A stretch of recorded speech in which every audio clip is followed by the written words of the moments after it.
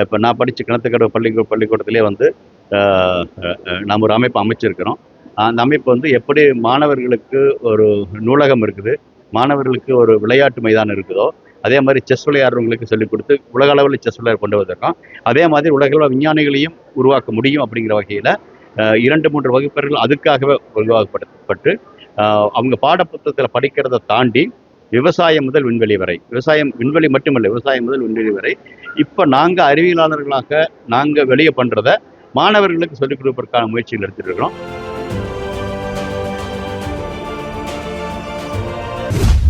சமீபத்தில் தமிழக அரசினுடைய இதில் அனுப்புற மாதிரி ஒரு 500 கோடியில் ஒரு 2000 பள்ளிக்கூடங்கள் அமைப்பதற்கு வாய்ப்பு இருக்குது.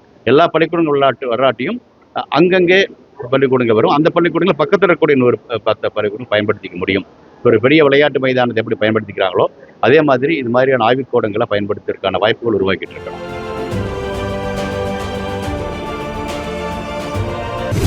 கோவை துடியலூர் அருகே உள்ள கங்கா செவிலியர் கல்லூரியில் மாணவர் மேம்பாட்டு கருத்தரங்கம் நடைபெற்றது. இந்நிகழ்ச்சியில் இஸ்ரோ விஞ்ஞானி மயில்சாமி அண்ணாதுரை பங்கேற்று சேவை ஒரு தொழிலாக என்ற தலைப்பில் மாணவ மாணவிகளுக்கு உரையாற்றினார். உரையாற்றும் போது கீழ்கண்டவை குறிப்பிடப்பட்டன. விண்வெளி ஆராய்ச்சி சாதனைகள். சந்திராயன் 1 வாயிலாக நிலவில் நீர் இருப்பது கண்டறிந்தது இந்தியாவின் மிகப்பெரிய சாதனை. விண்வெளியில் உள்நாட்டு பயிர் செய்கை.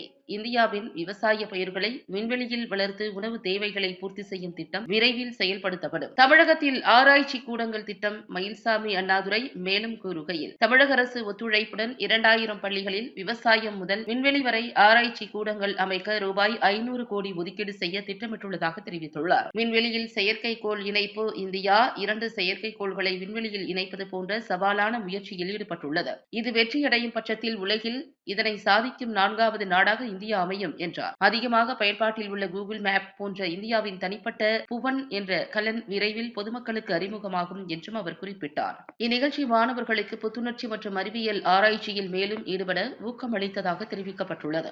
விண்வெளியில 2 செயற்கைக்கோள்களை இணைப்பது டாக்கிங் அப்படிங்கிறது வந்து மிக மிக தொழில்நுட்ப ரீதியில் மிகவும் ஒரு சவாலான காரியம். அது 2 பெரிய கலன்கள் இணைக்கிறது கொஞ்சம் ஈஸியாக இருக்கலாம். ஆனால் நம்ம இருக்கிறது வந்து 2 சிறிய செயற்கைக்கோள்கள். அந்த 2 செயற்கைக்கோள்களை பத்திரமா 2ஐயும் இணைக்க எடுத்து தொழில்நுட்ப ரீதியாக கொஞ்சம் கடினமானது. அதனால இப்போ பார்த்தீங்கன்னா தெரியும், பக்க கொண்டு வந்தாங்க. பக்கம் வரும் பொழுது அதனுடைய வேகங்கள் 2க்கு இருக்கக்கூடிய வேகங்கள் அப்படிங்கிறது வந்து மிக மிக குறைச்சி கொண்டு வரணும். கிட்டத்தட்ட அது படும்பொழுது ஒன்று மோதுற மாதிரி வந்துடக்கூடாது. பக்கம் வந்தாலும் கூட ஒன்னுடைய வேகம் அதிகமாக இருக்கும் பொழுது அது மோதிடும். மோதிச்சுன்னா அங்கே இருக்கக்கூடிய மெக்கானிசம் வந்து பிடிச்சிக்க முடியுமா, அது கொஞ்சம் கஷ்டமாக இருக்கும். அதனால தான் கொஞ்சம் தள்ளி திருப்ப நிறுத்தி ஒவ்வொரு இடத்துல நிறுத்தி பார்த்துக்கிட்டு அப்புறம் மெதுவாக ட்ரிப்ட் அனுப்புகிறாங்க. கடைசியில் போகும் பொழுது ஒவ்வொரு வினாடிக்கும் 1 சென்டிமீட்டர் அந்த வேகத்துக்குள்ளே தான் அது போகணும். அதாவது முன்னாடி டார்கெட் எல்லாமே 2 வேகமாக போயிட்டு இருக்குது.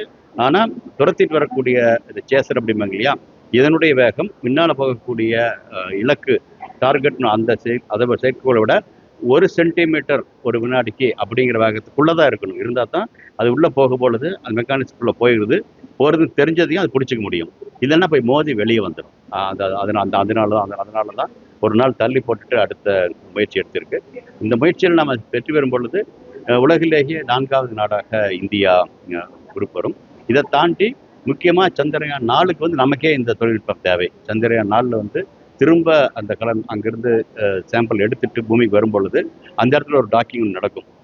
நிலவை சுற்றி இருக்கக்கூடிய இன்னொரு கலனுடன் நிலவில் இறங்கின அந்த கலன் வந்து திரும்ப அது வந்து டாக் பண்ணணும், அப்புறம் இங்கே வரணும். ஆக சந்திரயான் 4க்கு வந்து இது தொழில்நுட்பம் நமக்கு தேவை. இதை தாண்டி பல வகையில் இது நமக்கு உதவும். நாளைக்கு சர்வதேச விண்வெளி அமைக்கும் பொழுதோ அல்லது சர்வதேச விண்வெளியத்தை நம்ம போய் இணையும் அப்படின்னாலும் கூட நம்முடைய தொழில்நுட்பத்தை இணைவதற்கான வாய்ப்புகள் உருவாக்கும். அதை தாண்டி செயற்கைக்கோள்களினுடைய ஆயுளை அதிகப்படுத்தணும் அப்படின்னா அதுக்கும் இது உபயோகப்படுத்த முடியும். அதாவது எரிபொருள் தீர்ந்த ஒரு செயற்கைக்கோளோ அல்லது அதனுடைய பேட்டரி அதனுடைய ஆயுட்காலம் முடிய போகுது அப்படிங்கிற செயற்கைக்கோளுக்கோ இன்னொரு செயற்கைக்கோள் அனுப்பும் பொழுது அதிலிருந்து அதை எடுத்துக்க முடியும். இன்னைக்கும் கூட இணைஞ்சாம் பிறகு ஒரு செயற்கைக்கோள் இருக்கக்கூடிய பேட்டரியை இன்னொரு செயற்கைக்கோள் உபயோகப்படுத்தும்படி வகையில் வடிவமைக்கப்பட்டிருக்கு. அதையும் பரிட்சத்தில் பார்த்துக்க முடியும். இதையெல்லாம் தாண்டி விண்வெளியில் இருக்கக்கூடிய குப்பைகள் நிறைய இருக்கு, டெப்ரிஸ் அப்படிம்பாங்க. அதுகளை நீக்கிறதுக்கும் கூட இந்த தொழில்நுட்பம் நமக்கு மிக உதவியாக இருக்கும். அந்த வகையில் இப்போதைய காலகட்டங்களில் விண்வெளியில் அதிகமான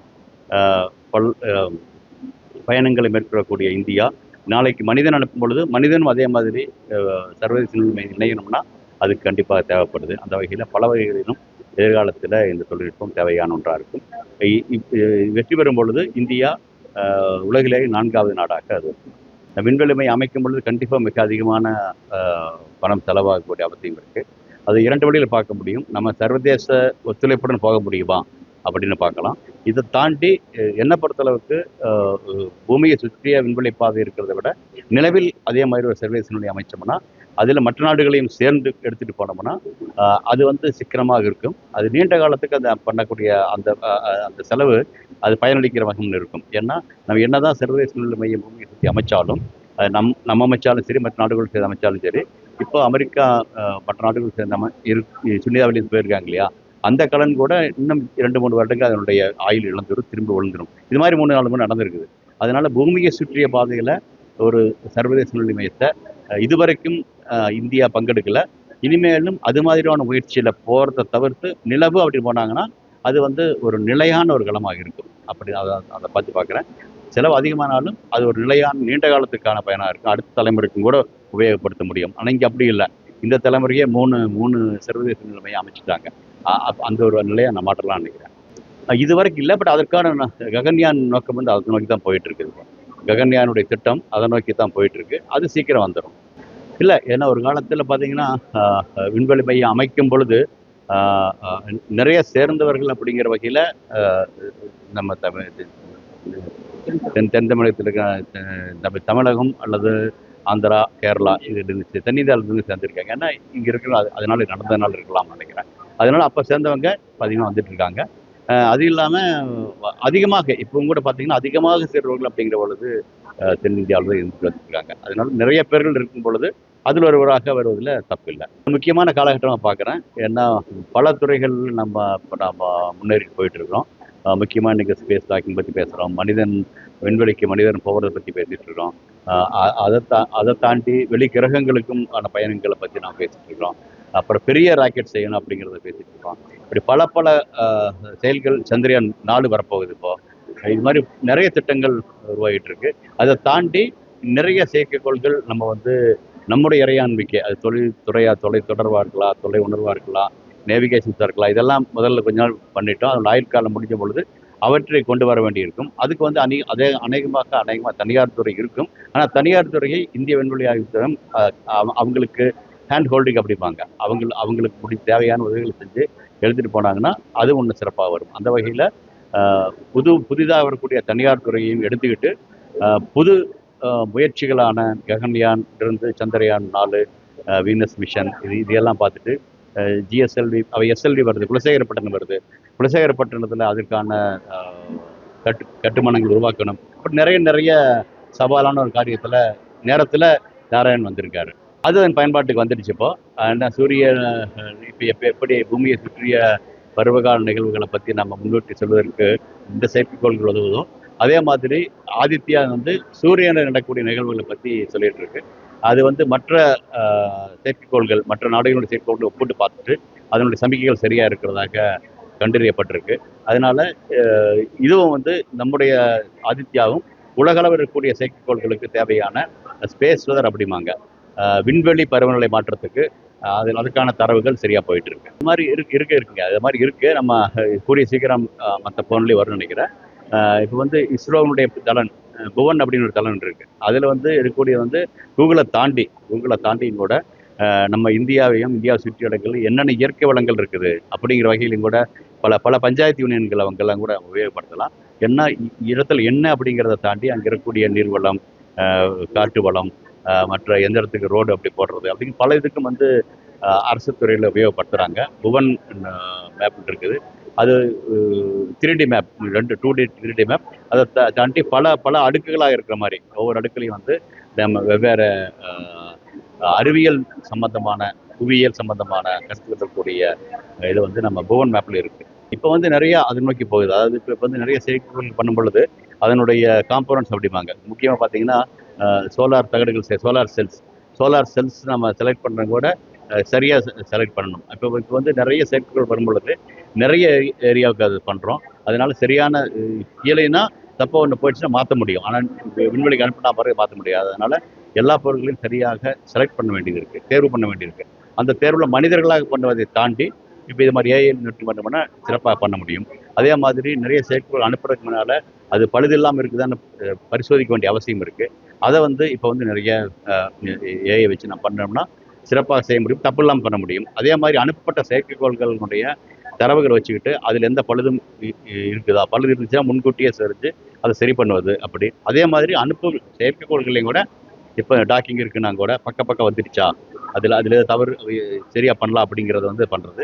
இது எல்லாம் தாண்டி இருக்கக்கூடிய செயற்கைக்கோள்கள் இருக்குது. ஆனால் அதுக்கு பக்கத்தில் ஏதாவது இன்னொரு செயலிழந்த செயற்கைக்கோள் வந்துடுதா, அப்படி அந்த இன்னொரு செயற்கைக்கோள் புரிஞ்சுக்கிட்டு அதற்கான வழிமுறைகள் எடுத்துக்கலாம். அது பாதையை மாற்ற முடியும். இப்போல்லாம் பூமியிலிருந்து செய்யக்கூடிய கட்டளைகள் சமிக்கைகள் வச்சுட்டு தான் செய்கிறோம். அதை தாண்டி செயற்கைக்கோள் தானே செய்ய முடியும். பட் நிறைய வழிமுறைகள் நம்ம செயற்கை நுண்ணறிவு மூலமாக செயற்கைக்கோள்களுக்கு உதவ முடியும். இல்லை, இது என்ன அப்படின்னா, இப்போ நம்ம விண்வெளிக்கு போனோம் அப்படின்னா விண்வெளியில் மண் இல்லாமையும் கூட விவசாயம் பண்ண முடியும்.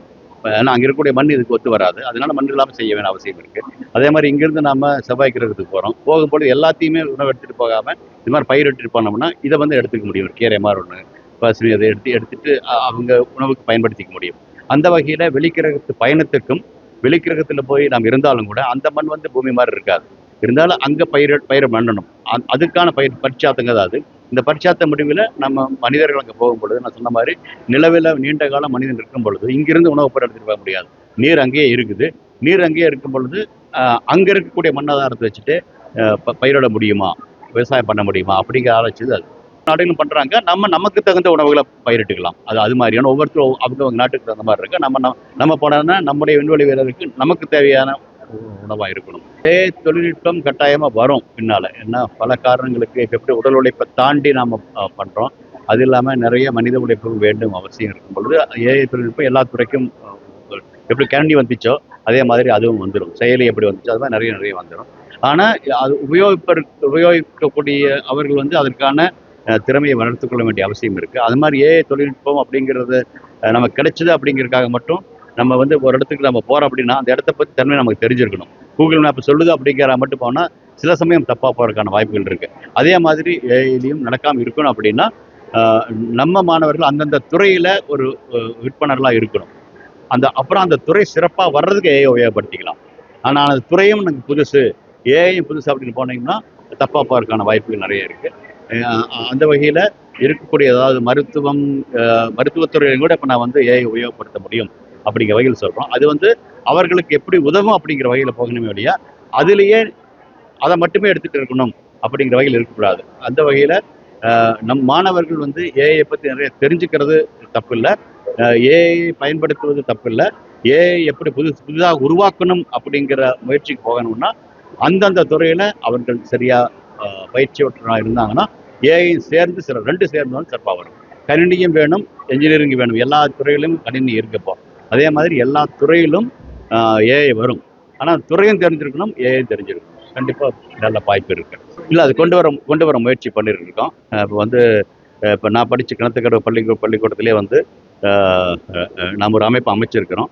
அந்த அமைப்பு எப்படி மாணவர்களுக்கு ஒரு நூலகம் இருக்குது, மாணவர்களுக்கு ஒரு விளையாட்டு மைதானம் இருக்குதோ அதே மாதிரி செஸ் விளையாடுறவங்களுக்கு சொல்லிக் கொடுத்து உலக அளவில் செஸ் விளையாட கொண்டு வந்திருக்கோம். அதே மாதிரி உலக அளவில் விஞ்ஞானிகளையும் உருவாக்க முடியும் அப்படிங்கிற வகையில் 2-3 வகுப்பர்கள் அதுக்காகவே உருவாக்கப்பட்டு அவங்க பாடப்புத்தகத்தில் படிக்கிறத தாண்டி விவசாயம் முதல் விண்வெளி வரை, விண்வெளி மட்டுமல்ல விவசாயம் முதல் விண்வெளி வரை இப்போ நாங்கள் அறிவியலாளர்களாக நாங்கள் வெளியே பண்ணுறத மாணவர்களுக்கு சொல்லிக் கொடுப்பதற்கான முயற்சிகள் எடுத்துகிட்டு இருக்கிறோம். இதனுடைய இதில் திருச்சியில் ஒன்று ஆரம்பிச்சிருக்கோம், சென்னையில் 2 இடத்து வந்திருக்கு. கிட்டத்தட்ட அந்த மாதிரியில் சமீபத்தில் தமிழக அரசினுடைய இதில் அனுப்புகிற மாதிரி ஒரு 500 கோடியில் ஒரு 2000 பள்ளிக்கூடங்கள் அமைக்க வாய்ப்பு இருக்குது. எல்லா பள்ளிக்கூடங்கள் வராட்டியும் அங்கங்கே பள்ளிக்கூடங்கள் வரும். அந்த பள்ளிக்கூடங்கள் பக்கத்தில் இருக்கக்கூடிய 10 பள்ளிக்கூடங்கள் பயன்படுத்திக்க முடியும். ஒரு பெரிய விளையாட்டு மைதானத்தை எப்படி பயன்படுத்திக்கிறாங்களோ அதே மாதிரி இது மாதிரியான ஆய்வுக்கூடங்களை பயன்படுத்துவதற்கான வாய்ப்புகள் உருவாக்கிட்டு இருக்கிறோம்.